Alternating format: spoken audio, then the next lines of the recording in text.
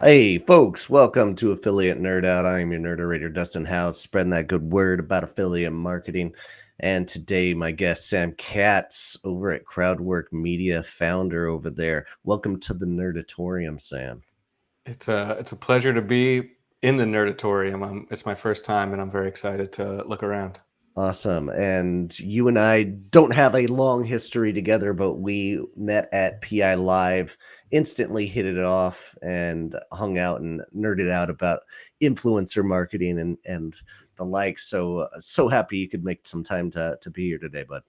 Oh, thanks for having me. And it's true, we don't have a long history, but I feel like our conversations have covered a lot of ground, and it Yes. got us to this point. So I'm excited to keep it going. It did. It escalated quickly, and you've already got a LinkedIn user. Somebody's in the fan group giving you a woot here. Awesome. If you would like to be in Sam's seat, combine being my guest, go to dustinhouse.com/nerd. Put in an application and a topic, whatever you want to nerd about. I'm open to it. But our question of the day today is going to be, what level of influencers are brands working with out there? I'd love to hear if it's micro, if it's macro. Just drop a comment in the chat box and tell me. But without further ado, Sam, who are you? It's an existential question, but I'm Sam Katz. I shouldn't always admit this, but I'm an agency person through and through at this point. And Uh-huh. most recently, I founded Crowdwork Media, which is a talent and influencer marketing agency focused on lifestyle, athletes, entertainers, and comedians. Wow, I thought you would go with hobby guitarist, or like in some kind of sense. Like I wanted to see who Sam really uh, was. I mean, I know you own a an agency, but like, who are you really? Like, we where can do you come from this? We could go deeper into that. I'm someone that doesn't do well with being bored or static. So I tend to have a lot of hobbies. I'm a retired soccer player, played a little bit Ooh, in college and a little bit afterwards. The ukuleles behind me are a symbol of my middle of the pack or lack of talent in the music space, but it's a fun, easy instrument, four strings. I got hurt one season and picked it up, and okay. it's my therapy and all that. But I still play a lot of soccer, a lot of basketball when I'm not doing this whole influencer marketing thing. Good, good. Staying active. That's good. And tell us about Credwork Media. What do you do and who do you serve out there? Yeah, absolutely. We first and foremost are a talent agency for some of the biggest up and coming, what I call lifestyle athlete creators. Lifestyle athletes to me are athletes who do not get paid for being good at their sport necessarily. So all of my athletes happen to be really good at what they do, but they are engaged with, people follow them because of their ability to create fantastic content and kind of showcase their lifestyle in a unique way. So we have a roller skater who skates through the streets of Manhattan. He generates crazy views and crazy numbers, but super fun to just follow along and watch. And then a couple runners in the space. So been a part of different marathons, different health programs, and just building from that. All right, awesome. And you're meeting these, what would you call them? Clients. Yeah. Okay. How are you coming across these folks? It's a really good question. It's the first. I think the hardest one is the first one. Like, where do you start? As Hmm. someone that wasn't a talent manager for years, that part was always that was always an interesting aspect of like, how am I going to get my first client? I'm not a talent Okay. manager now. Um, Luckily, I have a friend who worked at a PR agency, and she was like, "Hey, I'm helping this guy with managing his contracts, and I have my own job. And I hear you do talent management. Is that correct?" And I Okay. said, "Yes." Sure. And so she introduced us. We had a couple meetings and was able to sign my first client about 8 months ago today, which Okay. was really fun. And we've done some serious business together, which has been super fulfilling in the last 8 months. He's then introduced me to other people in his community and other athletes. And then the other way I've met influencers to work with is I've gotten the chance to work with some really cool brands Okay. and helping them with their influencer marketing. And I tend to put people on those lists and incorporate ones that I'm fans of. And not, they still have to fit the brand, of course, but I've met them by adding value to their life, of hopefully bringing them a brand deal to start and just starting a relationship sort of the old fashioned way of, hey, you seem interesting. Let's keep this conversation going. Well, that's smart and a great way to network and be opportunistic in this space. And it sounds like you're just getting started with this whole entrepreneur journey, huh? Yeah, pretty new to it. I'd say about a year and a half into being a full time entrepreneur, and I think people often ask, like, "Are you having fun?" Which is a it's a nuanced answer, which is like yes and no at the same time. But on the whole, it has been super fulfilling to like be pursuing this. It's something I thought about for a really long time, and finally had the opportunity to do it. Well, that's great, and it's great that you can make money at something you're actually enjoying, and I find the most fulfilling part of being in the agency and consultant space is the networking capacity, and like I'm always thinking about what I'm doing next, and like who's that next client going to be? Who am I going to be able to give the most value to, essentially? And it sounds like you've got a really nice niche and vertical that you're attacking here, which is, in my opinion, pretty underserved in the affiliate influencer community. It's wild. I mean, even if you zoom out and look at the whole athlete space, from NBA players all the way down to even high school players now with NIL, the space is wide open, and there's if you think the influencer marketing space is the wild wild west, specifically working with athletes is like Hmm. even more so, where things are just being figured out. So how do you work with a college athlete? How do you work with a college team? Hmm. What should these athletes be thinking about for their brand today, but also moving forward, kind of thing, where maybe you play cornhole and you're not going to make a $5 million contract being a cornhole player, but maybe you make $5 million from the brands that you're working with. So suddenly being a professional cornhole player is a little bit more appealing, or Yeah. something of the sort.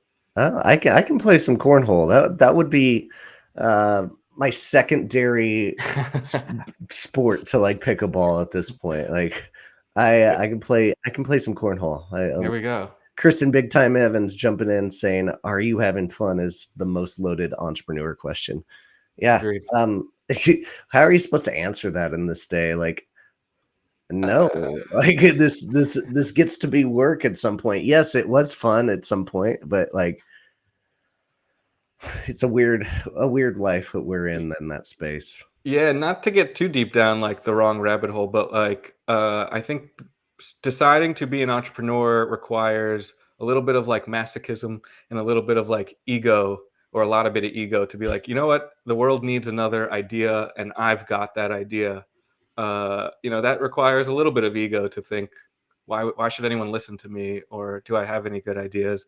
And then the masochist part, I'm joking half half, but like, it's very different to have your own thing that is driven by you versus showing up for a job, which is also takes a lot of work and certainly some pain, but I think it's just Yeah. different.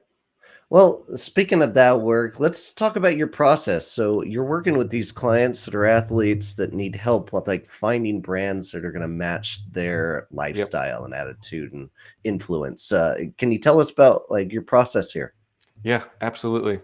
Uh, I may reference a couple times throughout this call, but there's a ton of, we'll call them, issues in the influencer marketing space, Okay. particularly on the creator side. And one aspect of that is the operation side of working with brands. So there's one part, everyone wants sales. Everyone wants, Hmm. can you bring me more brand deals as a manager? And the Okay. short answer is yes, of course. We have relationships, we've worked with brands in the past, and I know how to pitch talent and sort of put it in the line items necessary to work with a brand, to work with an agency. But I find myself, a lot of my time is spent helping the creators with managing the operations side of it, which means, what's the creative brief? What are my timelines, not just for this project, but when does my exclusivity period end? And when can I start working with these types of brands?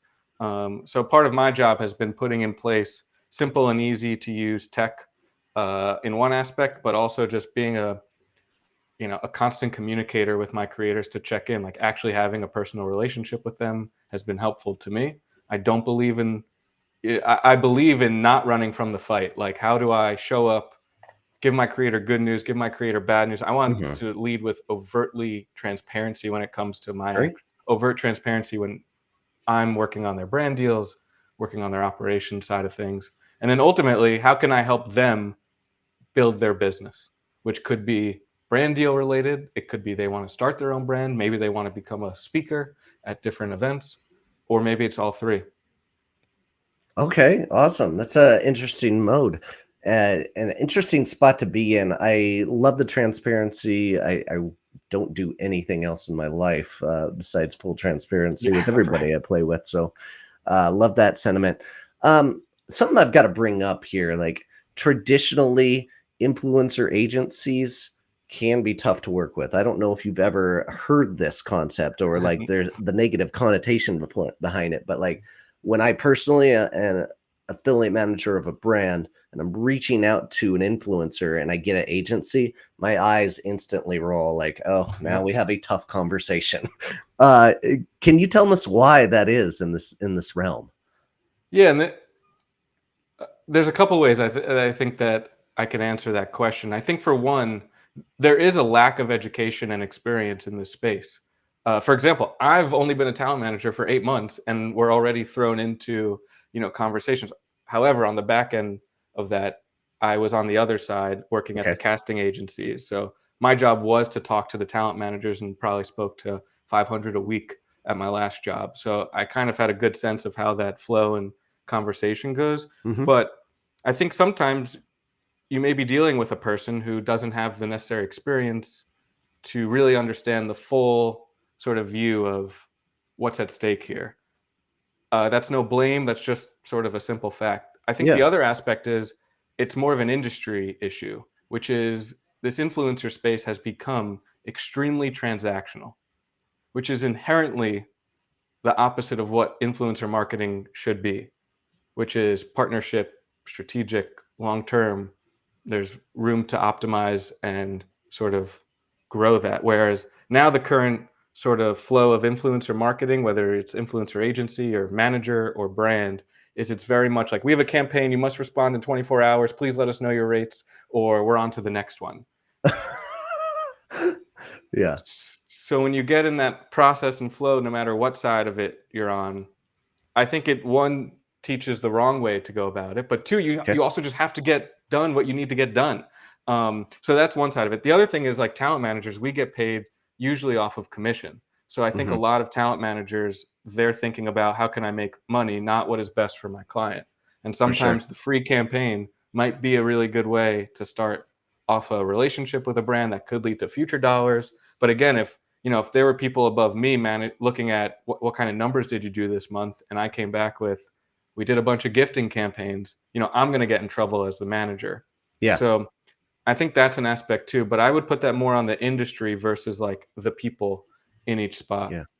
And going through your process, like when you get started with an influencer and they don't have a lot of experience with like gifting, sponsorships, and affiliate in specific, because that's the most difficult to teach, right? But Yeah. what is do you get started in the affiliate realm to like get some case studies rolling so you can really showcase what they can do for a brand? Absolutely. I've been urging my creators, and they're very interested in doing this. Is how could we find different ways to show that when you do something, people take action, your Hmm. audience takes action, and of course, the gold standard there is if I talk about this, will people buy? And then we want to report that back to the brands and use that in collateral. Hmm. I think it comes down to a couple of things, but like confidence is a big one, where some creators are not confident that they're going to sell a ton of things, which is okay. Okay. They've never done it before. They do need to try it and see what works. And the second piece of that is they're nervous of creating, they don't want to create advertisements. And I think a lot of times what some of these deals call for, or the brief will call for, is like, please create an advertisement on your page for this brand, which again goes against the reason of why you should be working with this person. Um, Being an agency brand person, I understand that there's certain things that you cannot change in a creative brief from a legal standpoint when you're working with brands. So I get that stuff. Um, I just think that holds back a little bit the idea of like turning it into an acquisition channel. Mm. I hear you. And it's so good that you have both perspectives. You've worked with brands and you know what they're going through. Like that's a very important capacity in the affiliate realm is like try being an affiliate yourself and see how hard this is. It's Yeah, brutal world out there until you like really gain steam. super difficult. I mean, and the group that's done it the best are the mommy bloggers, for lack of a better word, they have an audience that's totally engaged with the things that they're buying for their Hmm. families, for their homes, for their kids. And I think they are the gold standard to look at Hmm. affiliate marketing because they're crushing it. Yeah, they're if you're doing it right, absolutely. And so let's get into our topic of the day. That's the true value of an influencer's audience. Like, in your opinion, how do you measure something like this? It's a great question. There's a ton of ways to do this. The thing that has come up often is what is the value of the influencers of investing in influencer content or Okay. content in general. This answers the audience question, but to me, the value of investing in content and creators is to learn about new potential audiences that you can integrate into. So what I mean by that is instead of running an ad towards, men 30 to 40 who love soccer, you can find these creators who are already in those communities, work with them to understand what type of content would resonate best with their audience, and then gain insight into what matters most to that audience in regards to your brand. So it's a new way of just gaining those understandings of what will truly work in this community, in this marketplace. That's one. Okay. Gotcha. And with that, like I think there's like some questions about, defining what kind of influencers levels that are out there. And do Mm, you believe in like the micro, the nano, the macro? I don't know how to define these exactly, if they're number bound, if they're engagement bound. What are your thoughts on these kinds of levels? yeah, everyone has a different definition of where Okay. these break out, but I think everyone kind of has the same understanding of what these categories mean, right? Like a nano creator, someone with a smaller audience, perhaps under 5 to 10,000 followers. Okay. A micro might be between 15 and 50,000 followers, and a macro is above that, Okay. up until maybe a million, and then you get into celebrity. But again, people have different definitions. Yeah. Each group there is no blanket pricing. There are no blanket rules for each level because at the end of the day, these are people who play in all different industries. It is very different than saying the Screen Actors Guild, where you're paying actors or actresses to be in movies, so there's a certain bankability associated with that sector. When it comes to creators, you can have a CEO with 5,000 followers, and 4,000 of them are other CEOs of other tech platforms, so on Yeah. and so forth. Would you value that more than the 20,000 follower, we'll call it, I'm I make pens and like people follow me for these pens. Like I don't know, it depends on your brand.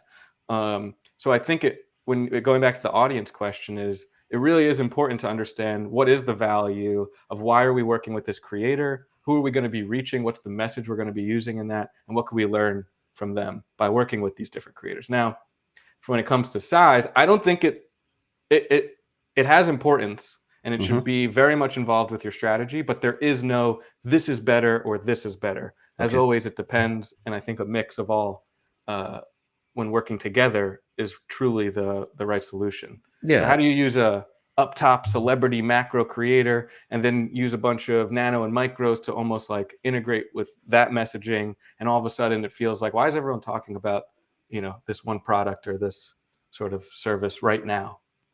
Yeah, and you brought up a great point about an engaged audience of 5,000 that is right in your wheelhouse for what your product does. It's can be so much better than uh, a mega superstar celebrity that doesn't have that audience. And like picking and choosing which ones to invest in is going to be sometimes an easy decision, but sometimes not. Like from the brand perspective, like what are you finding the most bang for your buck essentially for ROI? It's a great question. I'm sorry to hit you with the consultants response, but it really does depend. If my goal is diversity of content and testing new audiences, I want to work with 10 micro nano creators who are all going to create multiple pieces of content. It's going to be very much diversified across what they create, even if they're all in the same space. And the reach, let's say reach is all the same, like in total cumulative reach. So if my goal is to test a diversified set of content, I'm going to use these assets in paid. I'm probably going to want more of a micro nano strategy. Hmm. If my goal is to have a moment on social and really drum up interest, you can't replace the true influence that some of these bigger creators have. If Jake Paul, Logan Paul, if they talk about something, post about something, that's going to have significantly more effect in the marketplace than a smaller group of 20,000 creators. Even if you put 50 of them together, that's still nothing compared to some of these mega people. Yeah, and I can. My kid loves Prime. He watches Yeah. YouTube, Right. and he is sold on Prime, not Gatorade, but Prime because of the campaign that dude did, and it has worked. It's weight in gold. Like his brand loyalty to that soft drink is incredible. It's absolutely insane. I would have never thought, if you were to tell me that Gatorade should be worried about their market share, 5, 10 years ago, I'd be like, how? That doesn't Yeah. even make sense.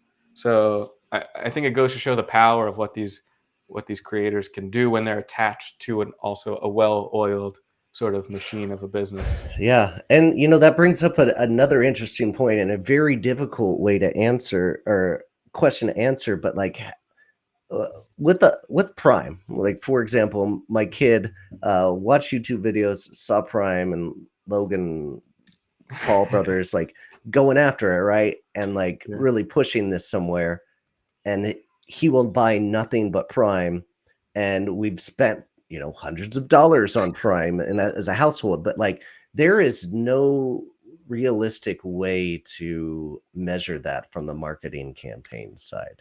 Yeah. So how do you like articulate that to a brand of this is what it's going to equate to in the future? I think it's difficult. I think it's super difficult. I mean, that's a really good example of how like social metrics and traditional media metrics need to also have some like financial metrics in there, and you need to look at a timeline of whether it's 3, 6 months or 12 months kind of thing, where there is this time aspect of like, how do you, I hate this word, it's not the right one, but like infiltrate a community of people, in this case like Gen Z, kids who want a drink kind of thing. Hmm. um, and I think whatever it is like you need to make your mind up of what are we looking at in terms of being a sign of growth, and then how do we track that ourselves throughout that timeline. And I mean, engagement rate is obviously not the right one, but it needs to be some mix of like an acquisition cost mixed with like a lifetime value. I think we're seeing more people talking about that, especially in the e-com space of LTV. So over time, how can we get customers and then keep them Yeah. for a longer period of time? And a physical product like that that's sold in a grocery store, like there's no way to represent a lifetime value. So how do you know it's working? Man, that Yeah, is way beyond my there's intelligence level in this space. there's some proxies in terms of like we used to use social listening tools to measure share of voice in the marketplace for a brand like Samsung, right? So like Samsung compared to Whirlpool, compared to GE, compared to um, what's it, Maytag. Like out of all of the conversation around washing machines, which brands are mentioned the most on at this time? It was Twitter, and so we had a good idea like week over week where there changes, what was driving those conversation spikes. Usually it was negative conversation. So it's like, do you really want a lot of brand like share of voice in this space? I don't know. So I think there's a couple ways that you can create proxies. Hmm. All right. Good call. Uh, kind of an oddball question, but like, what do you think a brand should be having for a budget when it comes to influencer marketing? Minimum $1 million. No, no, I'm totally kidding. You know, I again, it depends. I've worked with brands where they were like, we don't want to spend a dime on paying creators, but we want to create community around a store opening. Okay. And for them, it worked because their product was fairly expensive. It was $1,000 jacket. for different like outdoors athlete type people. So very specific market, really interesting, and it was a compelling offer for some creators of like, we don't expect you to post. We'd love it if you do, but here's a free jacket if you're interested, and we'd love to get you into the store and do a fitting, so on and so forth. And I was thoroughly surprised at the amount of creators that were super down for something like that. Hmm. Now, when the product was something else, could be fun, could be a great product, cookies or something like that, people are a little less inclined to, work for free. So I don't know. I'd be curious to understand, how much are you spending on programmatic? How much are you spending on out of home? How much are you spending on print and even just like the production of those things? And would you want to try shifting some of that budget into testing a small group of creators to see what your process could be like? That's a great way of going about it and asking, putting the ball back in their court of like, hey, is there any other budget that you're spending right now that you don't see an incredible return on investment that you would want to reallocate that budget to somewhere to test that to like possibly come up with a real winner here. Yeah. Love that Yeah. idea. And this obviously falls into your world, but affiliate is a really good sort of dip your toe in the space, because I'm not super familiar with all the costs associated with setting that up, but it seems much more digestible than, hey, we're going to pay 20 creators cumulative $50,000 Mhm. over 3 months kind of thing. Yeah, affiliate's a long game, and you're in you're setting up a budget for the first 6 months to not make money essentially, and Yeah, but once you do, like in 12 months you might be making 10% or even 20% more revenue than you are making today, and that's a good deal, and that's the way it resonates with the folks that are making those decisions. yeah, totally. And I, yeah, I think we all face this idea of like, hey, we need to test this in order for us to know if it'll work. Hmm. That test requires upfront money or budget in some way. And as a quote unquote salesperson, it's always an interesting conversation to be like, hey, let's test this. Can I have some money, please? And they're like, what do you mean you're going to use my money to test this? Shouldn't this work? But there really is an aspect of, we need to know what specifically works for you. Um, and so Right. that's just a common, I think, Tough marketers. conversation sometime to ask for that $5,000 a month like budget for exploring new opportunities, but Absolutely. it's a must do. And speaking of affiliate, we're gonna thank my sponsor today, and that is affiliate.com.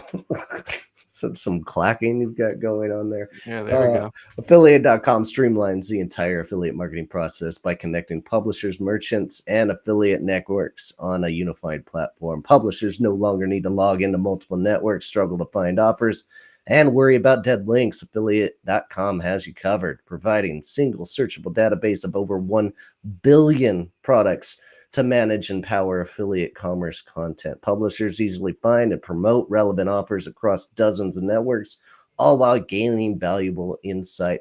If you are a publisher out there, go check this out. It is such an easy JavaScript functionality on your WordPress site. It is absolute magic, and I can't believe how much time it saved me in creating call to actions for my blog posts. So go see it yourself. Go to dustinhouse.com/acom and please support my content making habits here over at Affiliate Nerd Out. And getting back into it, Sam, influencers and creators. How do you go about owning, monetizing, and catalyzing your what is catalyze? I don't even know that word. Catalyze. That's a good one. I don't know. Well, how do you build up? How do you generate? But I think the real question is, how do you gain a little bit more control and have some longevity with this audience and not be super reliant on the channels that got you there? And there's a couple ways to do that. I think the thing that's had a giant resurgence in the last couple of years, which isn't a new thing at all, is the idea of newsletters. Okay. I think, as there's some issues there in terms of like inbox clutter in people's emails, but it seems like newsletters has been the best way for creators to take their audience, give them a place to show up and add additional value for them to keep engaging with. Now they own the data in terms of Right. emails, phone numbers, which is always a positive thing. To me, the next step out of that is what do you do with that data and what is that value?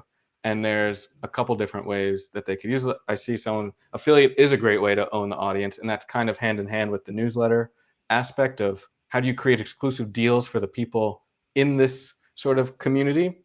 So I think that to me is step one. The sort of pie in the sky is how do you as a creator have your own brand, whether it's built around your personal image or there's a product that you create or build and so on and so forth. I think there's a couple ways that you could do that. Gotcha. And Kristen Big Time Evans just mentioned like collecting a phone number to text them. That seems um new to me. I've never gone that route. Have you ever gone that route with any of your influencers? We're actually testing a couple things out. I know a big tool that is used more socially than like really in a business sense, but is Partyful, which is like just a really easy way to organize events and have people sign up for them. Hmm. So one of the creators that I'm working with, he's been doing some like workout events and using Partyful to for people to sign up, and we're seeing what we could do in terms of generating like content from there, some information and data on these people. We're not using people's phone numbers to then sell anything, but it's more of social proof to be like, we're going to put up an event. We can drive X amount of people. Do you, brand, want to be a part of this? Yeah, that's smart. Love it. Put in Yeah, their court and see what happens. Um, exactly.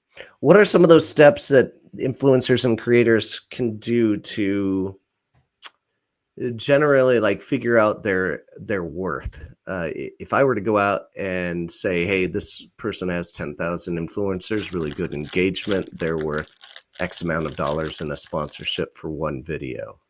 How do they create that value proposition for brands? It sounds like you're hinting at leverage Okay. in positioning. No, I think it's really tough for creators to build leverage in these conversations. A lot of the time, the brands have all the leverage, or the agencies do, because they're holding the wallet, they're holding this brand Hmm. campaign, and that's how we get paid. So I think that's one thing to keep in mind. There's two ways I like to think about this. One, if you're a creator, I think you can create leverage by having interesting things or proven things that you've done in the past coming up. And now you're proactively sharing with the brand, hey, I have these five sort of content plays coming up. Do you Yeah. feel like any of these would be a seamless integration for what you're doing? Or one extra than that is, we noticed that you've done this type of content before, brand. Did you know we have five different events that kind of hit this similar market or similar thing in a way?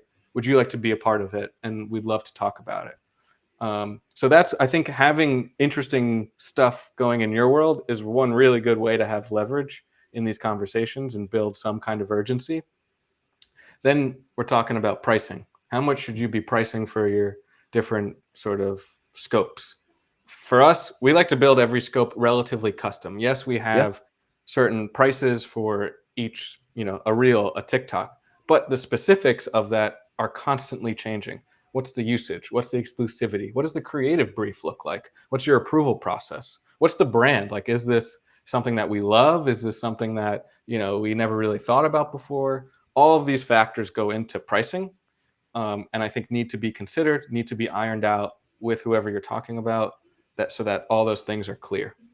Um, the last piece of that is like to really understand your price is like try it out, go to market and throw some pricing out and see what happens. Um, I, I have an idea what will happen based off of my conversations, but that whole back and forth, that dance, that negotiation has been an interesting one to figure out for sure. Oh, awesome. Looks like Big Time Evans over here is trying to backtrack. She didn't mean tag, she meant test. That's hilarious. Maybe you're revolutionizing things with keyword typos. Catalyst It still made sense. is to start and take off. Thank you for that. For that, Kristen. Appreciate you like chiming in here today. You were active. Awesome. Um, and what about influencers? What steps can they take? When I work with influencers, I'm always preaching media kit because that's exactly what I Mm, ask for when an influencer comes to us and says, "Hey, we want to work with you. Hey, what are your options?" Like, is that one of those first things that you do with your the players you're working with? Absolutely. It's like what you have to create the space for brands and agencies to see where can they show up. So it's not as cut and dry necessarily as a pre-roll or post-roll or mid-roll type thing, but I think using that as a guide of how you want to work with sponsorships or brand partnerships is super important. How you communicate that, whether it's a media kit or a different way, I think that's totally up to you. But I'd be curious to learn like what are the things that you want to see in that media kit, and what are you Mhm. looking for? I definitely want to see your numbers in Yeah. terms of followers and reach, and in each channel, like segmented. I want to see the engagement rates. I want to see the demographics that you're holding. I want to see a case study with any brands that you've done in the past. So, Yep. in my mind, a media kit is going to be around 3 pages. The first is value proposition and the problem they're solving. Mm, Second is going to be case studies, and then the third is going to be our pricing metrics of like what you can expect for this price point and what we're going to be doing in the deliverables. interesting. No, that's super helpful to hear because I typically don't include pricing on the media kits, which Okay.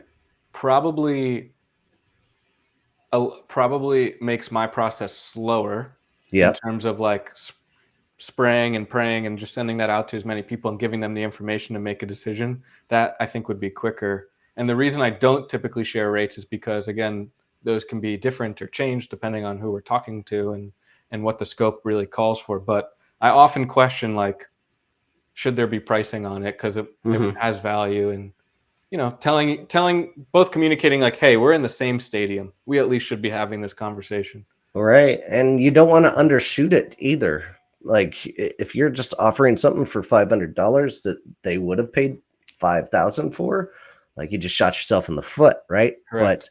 But I think it's a really good standpoint and a good precedent to make like decisions. If I get that media kit and I see the prices, I'm like, hey, we're in the ballpark. Now I just need to negotiate and get to the right place. Exactly. Exactly. So Yeah. all right, and switching gears into like tools, you've got to be using some that you work with personally and for your clients, or like suggesting to the influencers out there to use. Can you talk about some of those like must have and like nice to have tools? Yeah, absolutely. So when it comes to the management side of things with working with creators, you mentioned one with media kits. There's Okay. also a couple of different processes involved with like whitelisting content and that whole process of Hmm. how do you connect the back ends. Payment is another big one for creators of how do we get payments? Okay. You need to send invoices. It's usually a net. If you're lucky, it's a net 30, but usually you're dealing with like a net 60 type deal. So it Okay. requires a bunch of follow up. There's a couple companies in that space in tech that I think is doing a really good job. One of them being July. July, they create. It's essentially like they create your one sheets for your creators or your media kits, but they also provide a bunch of data in terms of like helping you analyze will this be a good partnership. So Hmm. I think that's a really good one. It's definitely a nice to have as a creator. And there's also companies like Lumanu, which I think make the payment process and the whitelisting process a bit easier as well. I'm seeing more and more of these payment sort of platforms pop up too, of like get paid today instead of waiting the net 30 for 1% kind of thing. um, we haven't implemented any of those things. We're lucky to have partners so far that have paid on time, and that's always really good. And it's also my job to hunt those down. So that's certainly a lot of my time. Um, I think a really important investment is what tech are you going to use to measure your influencer campaigns? And that again depends on your goals. Something like a creator IQ might be good for like general campaign management. You want to Hmm. see engagement rate, you want a one place, but it's expensive. So I think that's one thing to balance.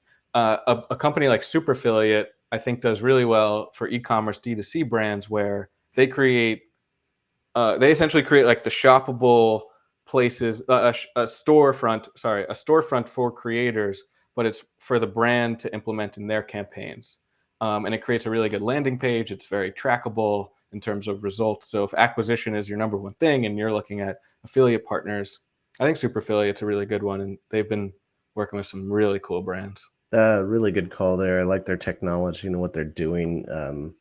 Working with a company called Inflection that is going right down that same route that is fantastic. And then one of our sponsors, Markable, I think is an incredible tool for the influencer space here today and Hmm. helping move. I just love seeing tools that are helping move this industry in the right direction and help automate some of the processes that have traditionally held back from letting influencers and affiliates make more money. And I love this kind of technology that's coming out.